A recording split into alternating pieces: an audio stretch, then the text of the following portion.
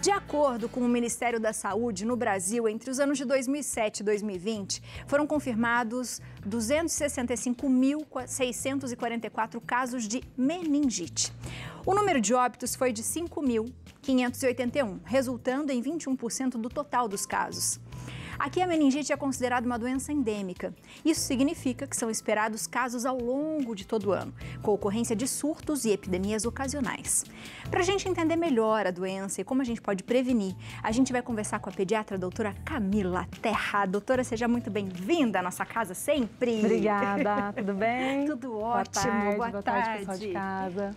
A gente tem falado bastante desse assunto porque, principalmente aqui na região, as mamães e os papais estão bem preocupados quando o assunto é meningite. Sim. Mas acho que antes da gente começar a falar, onde que fica? Onde fica a meninge? O que acontece, doutora? Isso mesmo, antes da gente se preocupar e ficar desesperado, vamos entender um pouco mais, né? Nós temos o cérebro, que a gente chama de encéfalo, e ao redor temos líquor, que é a água, e a gente tem a membrana, que é a meninge, que envolve então toda a parte aqui da cabeça e desce na região da coluna, preenchendo ali, protegendo a parte da medula espinhal. Uma comparação assim, o ovo cozido, ele tem a casca, que é o nosso crânio, é a nossa parte óssea, ele tem aquela pelezinha, uma membraninha, né, que são as meninges, para proteger, fazer um envelopamento daquela estrutura tão nobre que é o cérebro. E ali dentro o ovo, já no caso, seria o cérebro. Então a membrana ela é uma parte bem fininha, mas muito importante, que faz toda essa barreira, esse envelopamento, sabe? Que interessante. E quando a gente fala de meningite, inflamação é quando isso inflama. Exatamente. Geralmente a inflamação é por uma infecção, que vem um agente invasor que faz essa agressão, mas é exatamente isso, uma inflamação. Né? E aí a meningite ela pode acontecer tanto por vírus, quanto por bactéria, quanto por fungo. Então, não necessariamente sempre é bacteriano. Qualquer agente invasor, bicho do mal, pode fazer uma meningite, né? Boa. E acometer essa região. A gente vai explicar um pouquinho as diferenças, mas geralmente tem alguma idade? Porque eu falei de papais e mamães. As crianças são as mais atingidas, doutora? Pela conexão com a imunidade. Então, crianças, elas são mais propensas a infecções virais, elas vivem em maior aglomeração, né? Nós temos no nosso relacionamento, nosso convívio entre adultos, uma distância para conversar. Crianças se abraçam, trocam objetos com facilidade, tudo, né? Da outra, exatamente, na escola, né? Então, eles vivem mais no calor humano, né? Então, a transmissão, ela acontece mais em aglomeração, mas também pela idade, né? Quanto mais jovem uma criança, a sua imunidade, né? Que nasceu, inata, ela vem se adquirindo aos poucos, né? Então, não é tão efetiva. Os idosos também são vulneráveis para a meningite, mas principalmente as pessoas que são imunocomprometidas, que têm o vírus HIV, que têm doenças que estão em tratamento com corticoides de longa data, ou imunossupressor. Também. Quando está descompensado, no caso, sabe? Uma diabetes compensada a longo prazo, realmente aquela pessoa ela se torna mais vulnerável.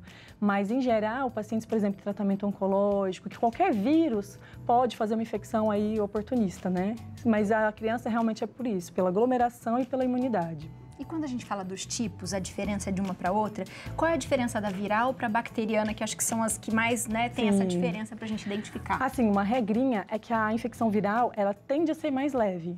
A criança tem um bom estado geral. Eu já tive inúmeros casos no consultório, eu fiz o provável diagnóstico, né, sugeri esse diagnóstico, a criança estava ótima. Mas tinha os momentos, né, de dor de cabeça, os sintomas que a gente deve conversar daqui a pouco. Mas, em geral, o vírus tende a ser menor o acometimento, mais rápido, resolve mais rápido, porque o nosso corpo ele lança mão de estratégias para combater o vírus. A bacteriana, a criança fica muito mais prostrada, os sintomas são muito mais intensos e a doença costuma ser muito mais grave, né? Com uma evolução rápida e muito difícil, assim, às vezes em horas, dependendo do perfil da bactéria. Em horas. E quais as consequências, doutora, em relação à bacteriana, principalmente? Toda meningite, assim, o nosso cérebro, justamente essa nossa região da medula espinhal, por estar envelopada, por estar bem cuidada, é um lugar que é realmente protegida. Se algo chegou ali, né, pode disseminar por todo o corpo, né? Então, existe um risco de sepse, que é uma infecção generalizada por todo o corpo. Existe um risco de surdez, justamente por pegar estruturas do sistema nervoso cerebral aqui central. Então, surdez, amputação, cegueira, morte. É bem sério. É bem sério. Claro que não é a maioria das meningites que são assim, mas existe uma estatística até recente, assim, de um perfil de bactéria de 25 casos, 11 as crianças foram a óbito. Nossa. Né? Então é quase 50%, é bastante, né, doutora? E quais são os sintomas? Como é que a gente consegue identificar? Febre, em geral, muito alta, de difícil controle, que deixa a criança bem prostrada, irritada, porque vem junto uma dor de cabeça incapacitante, uma dor de cabeça importante. Mesmo na meningite viral, eu percebo muito isso. A dor de cabeça, ela é importante, ela é considerável. Além disso, vômitos, e uma característica dos vômitos é que a gente chama de vômitos em jato.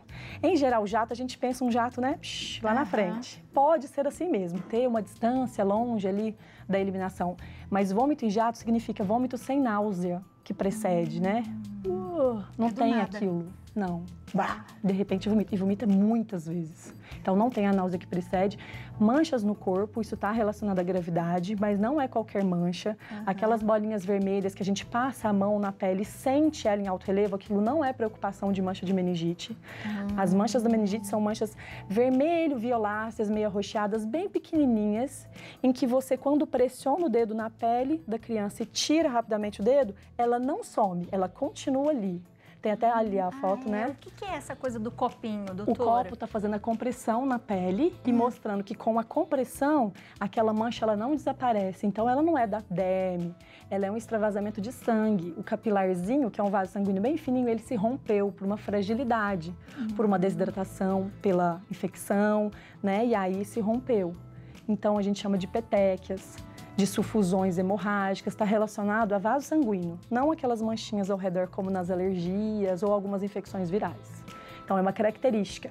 Esse bracinho, quando tem uma mancha assim tão importante, isso é pronto atendimento de imediato, isso é gravíssimo, gravíssimo. Nossa, né? que dó! Sim. E, doutora, tem essa coisa também de enrijecer pescoço? Tem. Isso às vezes não é muito detectado pela família, porque são testes clínicos que a gente faz no consultório, mas a gente pode orientar mesmo, sim, porque tá com dor de cabeça, mas toda criança que tem febre, vômito, dor de cabeça, os pais com a criança deitada podem fazer a dobradura do pescoço tentando encostar o queixo no tronco, e esse movimento em geral, a criança que está com meningite, ela não faz, então ela fica rígida, ela quase que ela sobe o abdômen todo, sabe? Mas tem outros testes que a gente faz também, que são mais específicos, que no diagnóstico, só de examinar, a gente já sugere, opa, parece mesmo uma meningite. E aí a nossa ação, ela é imediata, né? Pronto atendimento imediato, hidratação, colher os exames. E a gente fecha esse diagnóstico com a punção do líquor, desse líquido, que a gente faz a interpretação, pode pegar a cultura até em algumas horas ou dias, pode até crescer o bichinho e a gente até saber por qual tipo é. Que interessante, daí consegue identificar o tipo Exatamente. através desse exame. Chama cultura, exatamente. Só que ela demora dias.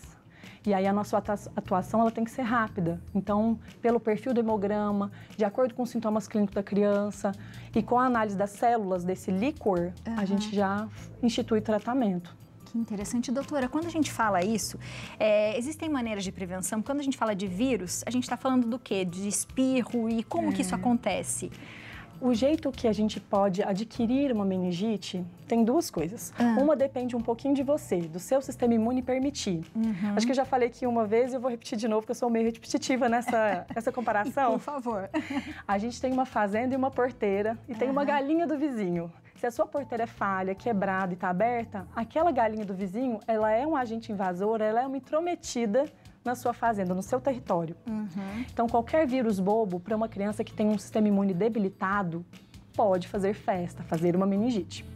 Mas no caso se eu tenho uma porteira bem resistente, a minha fazenda está bem amparada, não é qualquer um que vai entrar nessa fazenda, mas eu posso ter um boi, Nelore, grande, gigante, um cavalão que realmente rompe essa porteira ou pula essa porteira e chega na minha fazenda.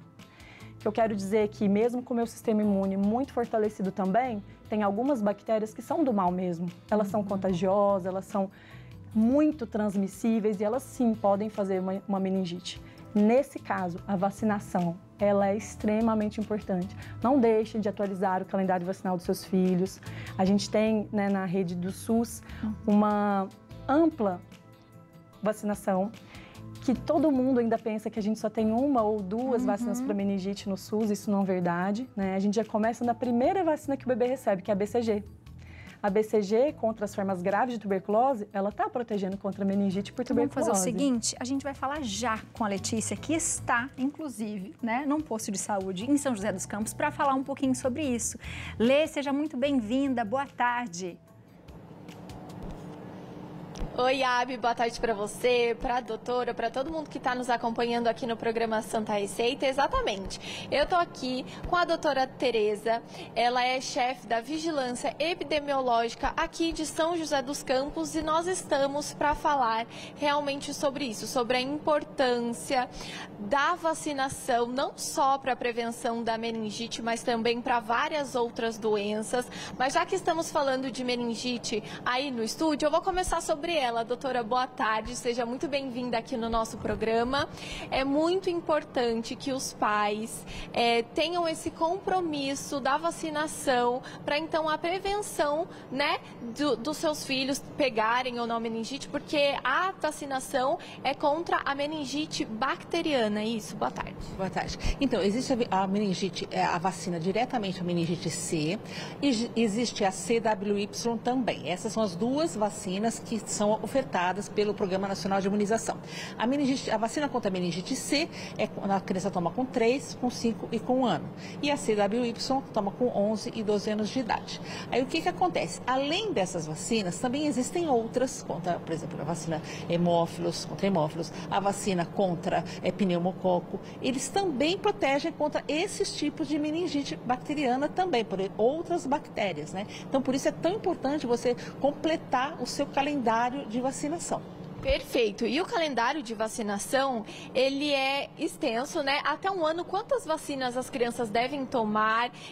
Onde, né, esses pais conseguem ter acesso a esse calendário de vacinação? Então, são 9 vacinas, sendo que uma delas, a pentavalente, elas já tem 5 vacinas dentro de uma, né? Então, quando eu falo 9, estou contando a pentavalente uma, né? E aí elas vão se repetindo as doses suficientes, o número de doses, cada vacina tem um número de doses, para você imunizar adequadamente a criança. Então, não adianta também os pais estar empolgados no começo, primeira vez que leva todas as vacinas, depois não completa o esquema. É muito importante completar o esquema, porque só assim a sua criança vai estar protegida. Onde que ela consegue o calendário de vacinação? No site da Prefeitura de São José tem também no site do Ministério da Saúde, chama Calendário Básico de Imunização. As mães podem ter acesso e podem ver quando que elas podem levar os filhos para vacinar. Lembrando que esse calendário que nós estamos falando é sobre o Sistema Básico de Saúde, né, que é o SUS, mas também existem vacinas por particular. E aí tem um outro tipo de vacina, por exemplo, da meningite, é isso? Isso, tem a vacina contra a meningite B. Tem também na rede particular. No momento, ainda o Programa Nacional de Imunização não oferta essa vacina. Por quê? Porque ela não é tão comum no Brasil quanto as demais. Então, no início, por que se ofertou primeiro a meningite C? Porque ela era mais comum. Com isso, a gente conseguiu diminuir a epidemia de meningite C. Depois, começou a se observar que entrou também em circulação a meningite W, meningite Y, aí o Ministério começou a ofertar essas também. Então, conforme o Programa Nacional de Imunização vai ganhando força, ele vai disponibilizando mais vacinas. Perfeito. É muito importante, mais uma vez, a gente frisar que os pais precisam completar o calendário de vacinação dos seus filhos, afinal, é a saúde, a vida deles, na verdade, que está em jogo. E, por exemplo, eu vacinei o meu filho com as doses certinhas de meningite. Isso significa que ele não vai pegar, ou talvez ele vacinado, ele não vai entrar num estado grave, por exemplo? Exatamente. Diminui a chance dele ter a doença, mas principalmente dele ter casos graves ou óbitos pela doença. Isso que a gente está observando. As meningites que a gente está pegando, meningite C, a criança tem meningite C, às vezes nem parece que a criança tem meningite grave, né, porque ela foi vacinada. Então, a gente vê que o que a gente observa é uma diminuição da gravidade, né? E além dessas meningites também, é muito importante a gente falar da vacina contra pólio, né? É uma coisa que está preocupando muito a gente também, o retorno da poliomielite no Brasil. Perfeito. E vocês, né, que estão diariamente em contato com os pais, com as crianças, vocês estão percebendo que está aumentando ou diminuindo o caso de pais que trazem seus filhos para vacinação? Então, a cobertura vacinal está diminuindo como um todo no país, no mundo. No Brasil, observou-se que desde 2015 ele vem diminuindo e com a pandemia diminuiu muito mais, né? Então, há todo um projeto do Ministério da Saúde, uma estratégia para a gente elevar essa cobertura vacinal. Então, a gente está trabalhando nisso para a gente tentar fazer com que o Brasil, essas doenças que foram erradicadas, eliminadas no país, a gente continua a mantê-las afastadas, como eu falei antes. Pólio, difteria, são doenças que não tem mais circulação, né? Então, é muito triste você imaginar que uma criança vai ter uma sequela, vai ficar com essa paralisia, com uma sequela por causa de falta de vacina. Uma vacina que foi ofertada de graça no Sistema Único de Saúde. Exatamente. Então, é um alerta também para todos os pais, avós, tios, tias que estão nos assistindo. A importância, gente, da vacinação, de seguir o calendário certinho, tem de graça no Sistema, né, Único de Saúde, e além do SUS também vocês podem pagar. Por exemplo, se tem alguém que está nos assistindo e fala, nossa, eu não vacinei o meu filho com as 3 doses. Depois essa criança, ela pode tomar essa vacina? Tem o mesmo valor, assim? Como então, ela pode tomar, tem um prazo no Sistema Único de Saúde para poder se vacinar. Está fora do prazo, tem na rede particular. Tem o mesmo valor? Tem o mesmo valor, mas o Sistema Único, o Programa Nacional de Imunização, ele vai focar principalmente naquele grupo de crianças que tem maior risco de ter caso grave ou óbito por causa da doença. Então, a vacina é ofertada naquele público. Não significa que outros públicos não possam tomar. Por exemplo, os médicos, né? Os médicos, eles podem tomar, eles devem tomar a vacina contra a meningite C. Todos os médicos, independente da faixa etária. Por quê? Porque eles estão dia a dia tendo a possibilidade de ter contato com aquelas crianças, né? Então, isso já é uma amostra que, mesmo que que a criança não tome